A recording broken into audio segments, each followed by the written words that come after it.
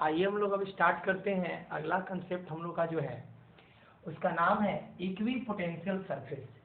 Equi मतलब equal, potential surface यानी एक ऐसा सरफेस जहाँ के प्रत्येक पॉइंट पर हमारा पोटेंशियल क्या हो, सेम हो।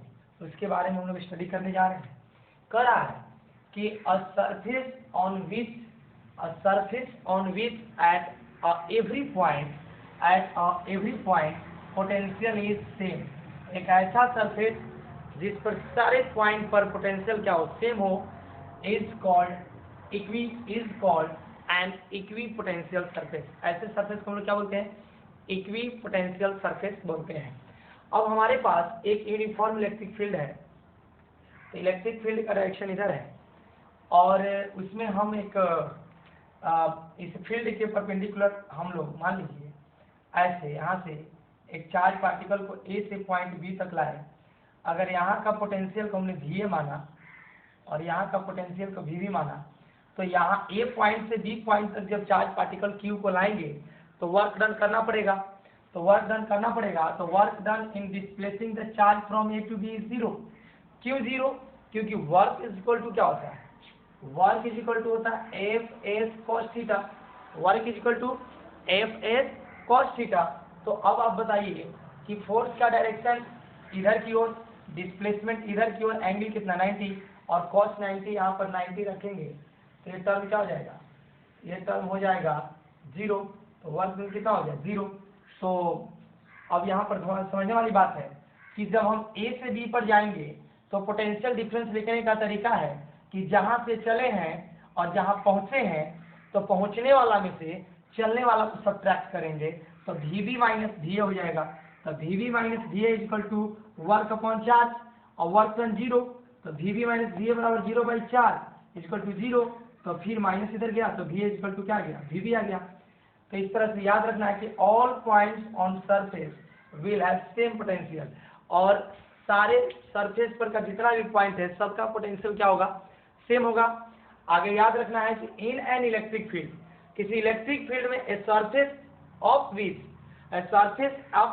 एट एवरी पॉइंट, माने उस सरफेस के एवरी पॉइंट पर direction of electric field is normal to the surface. Electric field का जो डायरेक्शन होगा वो सरफेस के नॉर्मल होगा। Is an equipotential surface, is an equipotential surface. यानी इस बात को आप अच्छे से याद रखेंगे। एक इंपॉर्टेंट लाइन है यहाँ पे। आगे हम लोग कुछ इसका स्ट्रक्चर पढ़ेंगे, कोई बहुत बड़ा टॉपिक नहीं है ये। चलिए थोड़ा सा हम लोग ध्यान देते हैं। यहाँ पर देखते हैं the shape of equipotential surface due to. अब मान लीजिए कि हम लोग कुछ शेप का स्टडी करेंगे। अब यहाँ पर एक लाइन चार्ज का डिस्ट्रीब्यूशन है। मान लीजिए कि ये वायर है या थ्रेड भी हो सकता है, लॉन्ग वायर या लॉन्ग वायर हो सकता है या थ्रेड हो सकता है। तो ऐसे सिचुएशन में ये जो शेप बना वो सिलिंड्रिकल बना, और अगर कोई चार्ज पॉइंट चार्ज है तो पॉइंट चार्ज के कारण जो हमारा इक्वी पोटेंशियल सरफेस जो बनता है वो हमारा स्फेरिकल बनता है, जैसा कि फिगर। और ये हमने नहीं बताया, लोगों ने, जो लोग इसको डेवलप किए हमारे सामने रखे पढ़ने के लिए, स्टडी करने के लिए, उन्होंने हमारे पास ऐसा कुछ दिया। तो आप इसे आराम से बना लीजिए। कुछ इस टॉपिक में इस बात पे याद रखना है कि इस टॉपिक में कुछ इंपॉर्टेंट, मतलब जितने भी ऑब्जर्वेशंस हैं यहाँ पर रखे गए हैं उसको आपको बस याद कर लेना है। बाकी कुछ इसमें ज़्यादा समझने वाली चीज़ें नहीं हैं। चलिए आगे हम लोग देखते हैं कुछ और जो बचा हुआ, थोड़ा सा हम लोग स्ट्रक्चर को स्टडी करें। तो यहाँ पर देखिए क्या है, the equi potential surface for uniform electric field. अगर हमारा इलेक्ट्रिक फील्ड यूनिफॉर्म है, अगर हमारा इलेक्ट्रिक फील्ड यूनिफॉर्म है तो ध्यान देने वाली बात है कि इलेक्ट्रिक फील्ड जो होता है उसके ठीक परपेंडिकुलर जो सरफेस होता है वो इक्वी पोटेंशियल सरफेस कहलाएगा। तो इसका ये परपेंडिकुलर पार्ट हुआ, तो this part is called equipotential surface for uniform electric field. यहाँ पर इक्वी पोटेंशियल सरफेस, ये वाला equipotential surfaces due to two identical positive charge. अगर दो आइडेंटिकल पॉजिटिव चार्ज हो तो हमारा इक्वी पोटेंशियल सरफेस जो होगा इस तरह का होगा। अगर यूनिफॉर्म इलेक्ट्रिक फील्ड हो तो इस तरह का होगा। और यहाँ पे the electric potential surfaces for an electric dipole are as shown. तो आर एज सोन, तो इसमें समझने वाली बात है कि अब इक्विपोटेंशियल सर्फेस मान लीजिए कि डाइपोल क्यों नाम दिया, तो डाइपोल हम आगे इसके बाद आपको इलेक्ट्रिक डाइपोल ही पढ़ाएंगे इससे, तो उसमें कुछ इससे पहले इसको स्टडी करने के बाद हम लोग कुछ न्यूमेरिकल्स भी करेंगे छोटे छोटे इंपॉर्टेंट, जो कि मे भी एग्जाम में पूछ सकता है या आपके प्रैक्टिस के लिए भी है। तो ध्यान देना कि एक पॉजिटिव चार्ज और एक नेगेटिव चार्ज का जो कुछ डिस्टेंस पर एक सिस्टम बनता है, एक चार्ज पॉजिटिव हो एक चार्ज नेगेटिव हो, दोनों चार्ज का मैग्नीट्यूड सेम हो और कुछ डिस्टेंस को हो, तो जो एक सिस्टम बनेगा उस सिस्टम का नाम ही आगे चल के हम लोग बोलेंगे इलेक्ट्रिक डाइपोल। तो ध्यान देना इलेक्ट्रिक डाइपोल के कारण हमारा जो है ये इक्विपोटेंशियल सर्फेसेस कुछ इस तरह का होगा। और यहाँ वाला बात एक बहुत ही वीवीआई नोट, इसको तो याद ही रखना है, electric field is always perpendicular, electric field is always perpendicular to an equipotential surfaces. अपने इक्विपोटेंशियल सर्फेस से क्या होता है, ऑलवेज परपेंडिकुलर। आगे कह रहा है इक्विपोटेंशियल सर्फेस जो होता है इलेक्ट्रिक फील्ड के ऑलवेज परपेंडिकुलर होता है। आगे एंड एज अ रिजल्ट, इस प्रकार जो एक रिजल्ट बनेगा, work done in a moving charge between 2 points on an equipotential surface is zero.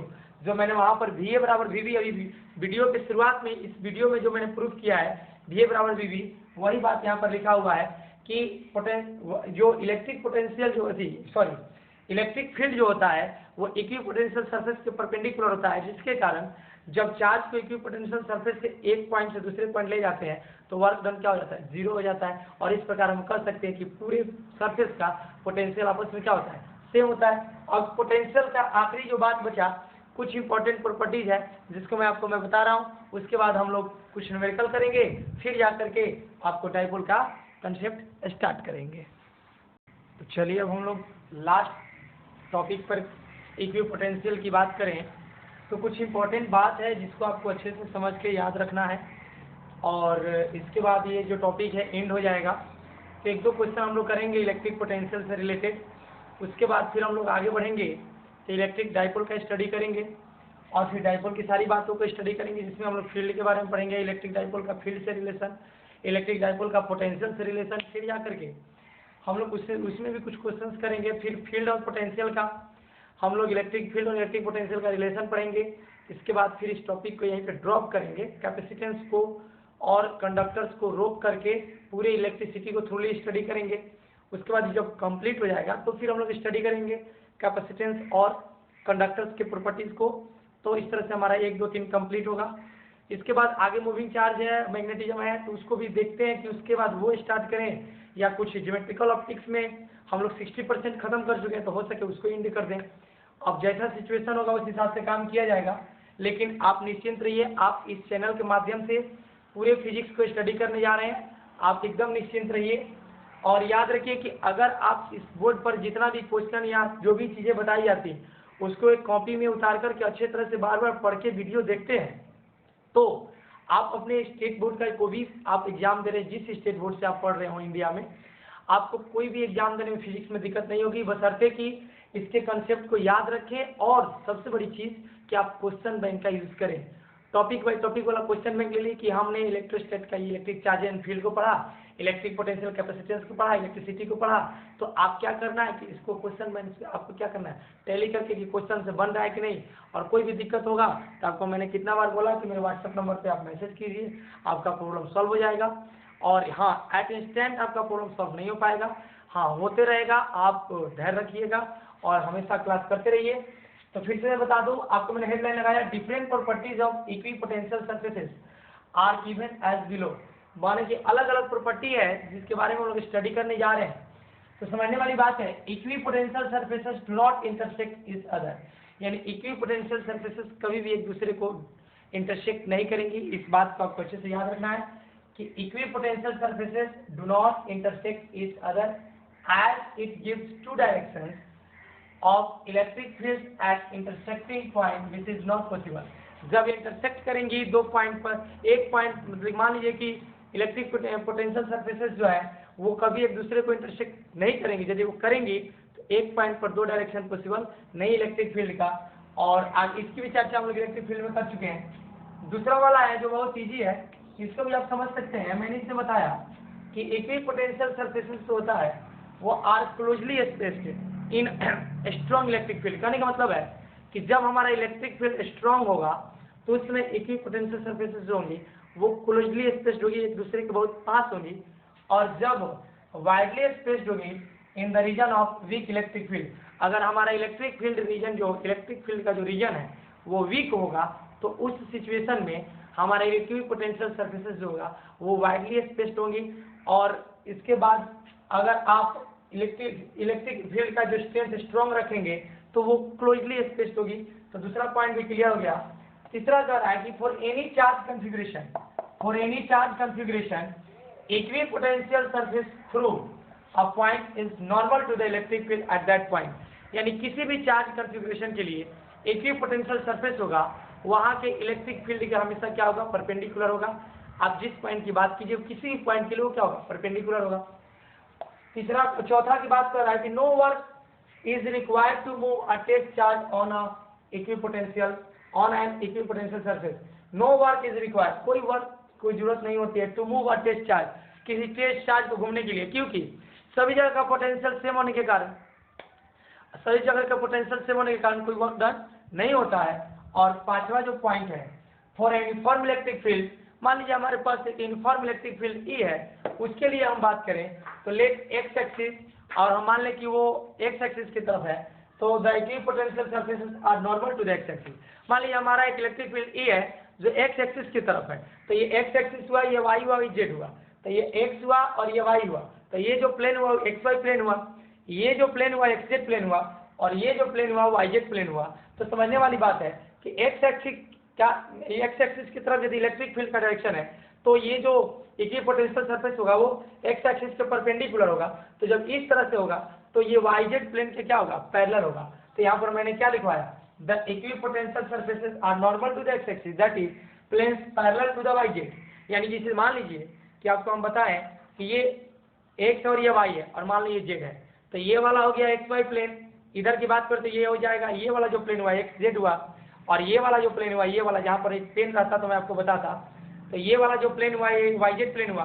तो जब एक्स एक्सिस की तरफ इलेक्ट्रिक फील्ड का डायरेक्शन हुआ तो इक्विपोटेंशियल सरफेस ठीक इसके परपेंडिकुलर ऐसे होगा, तो ये जो प्लेन होगा, ये जो प्लेन है इस प्लेन का नाम है वाई जेड प्लेन। तो इक्विपोटेंशियल सरफेस किस प्लेन के पैरेलल होगा, तो वाई जेड प्लेन के पैरेलल होगा। ये हमारा कंसेप्ट हुआ किसका, इक्विपोटेंशियल सरफेस का। अब हम यहाँ पे कुछ क्वेश्चंस करेंगे, छोटा मोटा थोड़ा सा एकदम इजी क्वेश्चन, उसके बाद फिर हम लोग इलेक्ट्रिक डाइपोल के कंसेप्ट पे स्टार्ट करेंगे। आप यहाँ तक अच्छे से उतार के रिवाइज कीजिए। आज की कहानी हमारी समाप्त होती है। थैंक यू, धन्यवाद।